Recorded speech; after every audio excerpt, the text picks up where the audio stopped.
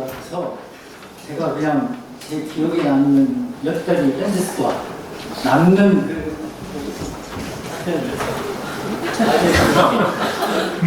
첫 번째 백인 교수님 시선제를 확대해야 이렇게 알아보겠습니다.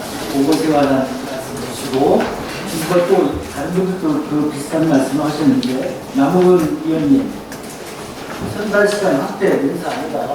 연주에 충실하는 다른 분들 찾자 이런 말씀 주시고 그 코멘트 주셔야 됩니다.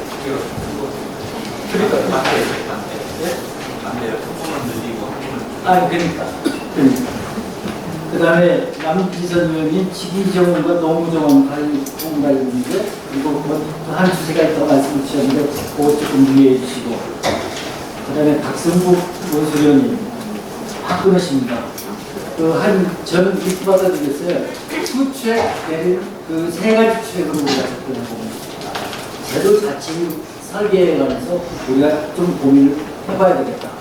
그다음에 그 이전에 우리 자신은 뭐 조금 표현이 그렇습니다만 권리 구조 문제, 복지 양성 문제, 불평등 해소 문제 뭐 이런 것들 차원에서 그 취해를 달리해서 동시 진행을 하면 어떠냐 세 가지 취해를 나눠서 이렇게 저는 노수련 말씀을 받아들였습니다. 하여튼 그걸 잘 소화해서 공감을 좀 해주시면 좋겠고요. 벌써 자리가 되어버리니까 하여튼 여기까지 일단 정리를 해드리겠습니다. 네 번째, 박영환 선생님도 보시죠.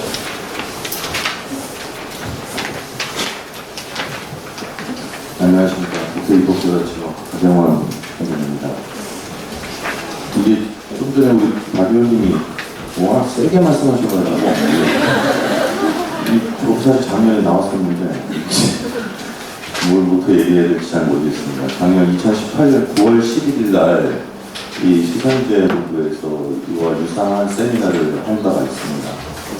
그때도 사실 오늘 나왔었던 얘기가 크게 다르지 않았어요. 저도 토론문을 작성하면서 작년에 제가 무슨 얘기를 했는지는 뭘 알고 나와야 될 것 같아서 다시 검토해봤더니 야 근무 시간 좀 바뀌셨구나. 이거 말고는 못 찾겠더라고요. 그럼 작년에 저희가 토론문을 준비할 때는 뭐가 바뀌었나 했더니 그건 그 2017년에 또 얘기했었던 이제 국민연금에서 공무원연금이 전환되면서 이제 그 얘기들이 주로 이뤘습니다. 사실 남은 과제라는 표현 자체에 세미나 제목 받으면서 상당히 좀 의아했거든요. 사실 남은 과제라는 표현은 뭔가 큰 성취나 물론 지금까지 이루신 어떤 성과도 분명히 있습니다만 향후에 시선제 채용공무원의 어떤 여러 가지 제도나 이런 것들을 고민했을 때는 사실 남은 과제라는 표현은 안 맞는 것 같아요. 앞으로 이 제도를 어떻게 발전을 시킬 것인지. 근데 사실 근무 시간이 25시간에서 35시간으로 확대됐을 때는 저도 아까 좀 전에 말씀하셨던 박 의원님하고 똑같은 생각이었거든요. 이걸 뭐하러 유지를 해야 될까 그런 생각을 좀 많이 들었거든요. 그 얘기는 무슨 얘기냐면 지금 시선제에서 전일제로 가는 그 장벽은 막혀 있습니다. 다만 전일제에서 시선제, 즉 전환형으로 가는 거는 뚫려 있다는 얘기죠. 근데 전 세계의 어떤 이 인사와 관련된 이쪽의 패러다임을 보면은 공직의 벽은 계속 낮아지고 있는 것이 현 추세입니다. 그렇다고 한다면은 이제는 한번 이 제도를 완전히 한번 좀 시간적인 부분에 있어서는 뚫어볼 필요도 있지 않나. 그냥 어차피 주 40시간이면은 자기가 역량이 되면 주 40시간 근무할 수 있다면 되는 것이 이건 뭘 굳이 그것을 35시간에 캡을 씌워서 이걸 또 막아두느냐. 이건 좀 아닌 것 같아요. 그거는 아까 설문조사 결과에도 분명히 나오는 것 같습니다. 전제를 준비하시는 분이 이 시선제에 관련된 그 지원 동기에도 분명히 채팅하신 분들이 여러분들이 있더라고요. 그러니까 이제 그런 것들을 좀 고민해 볼 필요가 있고, 다만 그것이 이 제도의 어떤 취지, 도입 취지와는 조금 방향이 약간 빗나간 부분도 있습니다. 이 부분은 어떤 뭐 양질의 일자리, 글쎄 그거는 정부에서 하는 얘기고요. 이게 양질의 일자리를 제공한다기보다는 사실 이게 기본적으로는 잡쉐어링에 관련된 부분이 가장 강했습니다. 일단 일자리를 늘려서 많은 고용 창출을 하겠다는 그 부분이 강했거든요. 그래서 그런 부분의 한 일환으로 사실 도입된 것이 강했기 때문에 양질은 그 이후에 어떻게 좀 보완하고 뭐 어떤 후속적인 조치를 좀 해야 될 그런 상황이었다고 저는 판단이 되어집니다. 오늘 사실 여러 가지 얘기 것들이 우리 배 교수님께서 말씀을 해주셨어요. 근데 이제 그 부분에 대해서는 다른 건 모르겠고, 다만 오늘 발제문에서 여러 가지 얘기들이 있었는데, 이제 설문조사 얘기만 간략히 말씀드리면, 설문조사에서 사실 이제 단순한 기술 통계만을 다뤄왔습니다. 근데 이제 중요한 거는 인구 통계학적 요소들 중에서 차이 분석을 통해서 조금 더 원인 분석을 좀 할 수 있는 부분이 있어요. 그 얘기는 무슨 얘기냐면, 여기에 응답은 역시 남녀 성별, 그렇죠? 그 다음에 제일 제가 볼 때 중요한 것은 기혼, 미혼, 혼인 여부. 아무래도 이제 혼인하신 분들이 자녀가 어리면 아무래도 육아 쪽에 조금 쏠려 있을 가능성이 높을 것 같고요. 또 결혼했다고 하더라도 어느 정도 자녀가 성장했다면 육아보다는 조금 더 근무 시간을 좀 확대하려는 그런 움직임이 강할 거라는 생각이 듭니다. 이거에 따라서 좀 답변이 달릴 거라는 생각이 들어요. 그래서 이제 그런 부분들. 그 다음에 또 연령대에 관련된 부분도 좀 고민해 볼 수 있고, 그래서 좀 차이 분석, 집단 간 차이 분석을 조금 더 한번 해보시면은 조금 더 의미 있는 얘기들이 나오지 않을까 하는 생각이 들었습니다. 그 다음에 아까 우리 토론자분께서 직위정원, 노무정원 말씀하셨는데, 전 이 공무원 인사제도밖에 몰라서 그런 용어가 좀 생소하긴 합니다.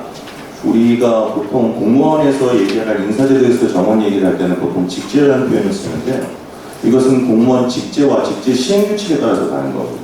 그러니까 공무원의 틀에서 얘기해 본다면 사실 소수점 이 부분은 제가 작년에도 말씀드렸던 거와 마찬가지로 이걸 사람을 자를 수가 없는 상황인데 이걸 0.5, 0.3, 0.2가 아니기 때문에 만약에 시선제로 계시는 분들에 대한 정원편은 별도로 관리 볼 필요가 있다는 것을 다시 한번 말씀드리고 싶고, 그래서 이제 그런 것들을 말씀드릴 수 있고요.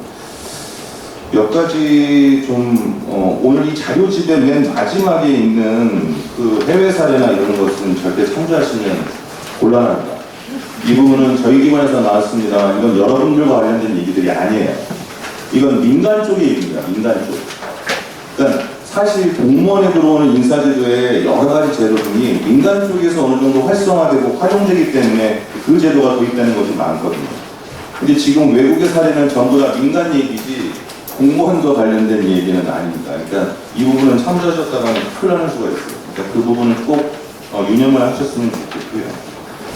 몇 가지 지금 우리 아까 남은 과제라고 말씀하시니까 그 남은 과제를 중심으로 조금 말씀을 마무리 좀 짓겠습니다.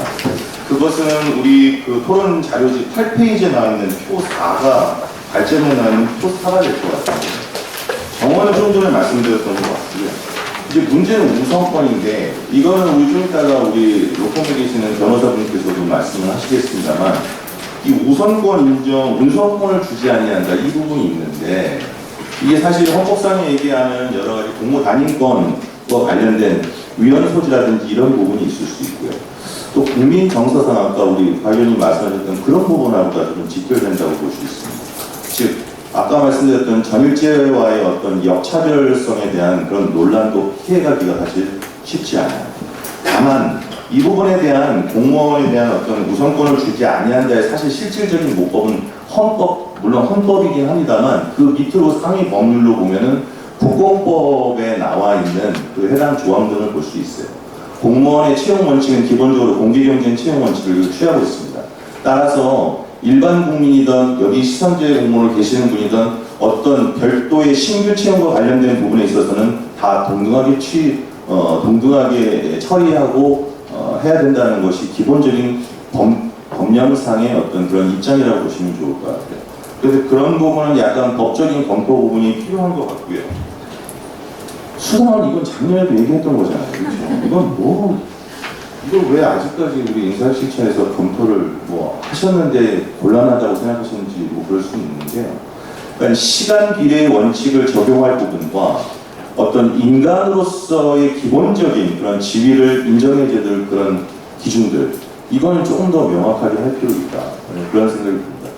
사실 제일 깜짝 놀랐던 부분은 설문조사 결과에서 보면은 출장을 가셨는데 출장비를 지급하지 않는 거는 이건 뭔가요? 이거 이런 경우가 있을 수 있나요? 이거는 뭐 말도 안 되는 것 같습니다. 그러면 출장 가는데 개인 사비로 가나요? 이건 말이 안 되죠. 그러니까 조금 이런 것은 좀 상식적이고 합리적인 수준에서 좀 얘기를 해볼 필요가 있는 것 같아요. 아까 여러 가지 양질의 일자리를 얘기할 때 뭐 보수도 들어가고 뭐 적정한 근무 시간 여러 가지 얘기가 있었습니다. 근데 세 가지 정도를 우리 아까 배 교수님이 말씀해 주셨는데 나머지 이제 한 두 가지 정도가 더 있어요. 그 중에 하나가 승진입니다. 그 다음에 마지막에 근무 환경이에요. 근데 이제 승진과 관련된 부분이 역시 근속 승진, 그 다음 보직 이게 나오는데 이 부분은 역시 재직 기간과 여러 가지 근무 연수 계산과 맞물려 있는 것 같습니다. 이 부분에서 시간비의 원칙을 제외하려면 그거와 관련된 별도의 논리 개발이 좀 필요한 것 같아요. 근데 그 부분은 아직까지 여기 계신 분들은 아직까지 그 수준까지는 아직 도달하지 못한 것 같습니다. 그 부분은 여러 가지 해외 사례라든지 이런 것 등을 해서 조금 더 보완을 하시면 좋을 것 같고요. 이 제도가 마지막으로 발전하기 위해서 가장 중요한 것은 여기 계신 분들은 공직자로서 국민에 대한 봉사자로서의 책무를 다하시는 분들입니다. 즉 일반 국민 이전에 이미 공직자로서 들어왔다면 그것에 걸맞는 신분에 걸맞는 그런 역할을 수행을 하셔야 된다는 생각이 들고요. 거기에 따른 여러 가지 법적인 규제나 이런 것들도 상당합니다. 뭐 퇴직 후에 취업을 할 때도 제한도 있고 여러 가지 것들이 있는데 그것은 공직자로서의 감내해야 될 부분이고요. 여기 사실 빠져있는 부분이 경직과 관련된 부분이거든요. 이 부분이 향후에 또 어떻게 정리가 될지는 조금 더 추후에 논의를 지켜봐야 될 것 같습니다. 예, 이상입니다.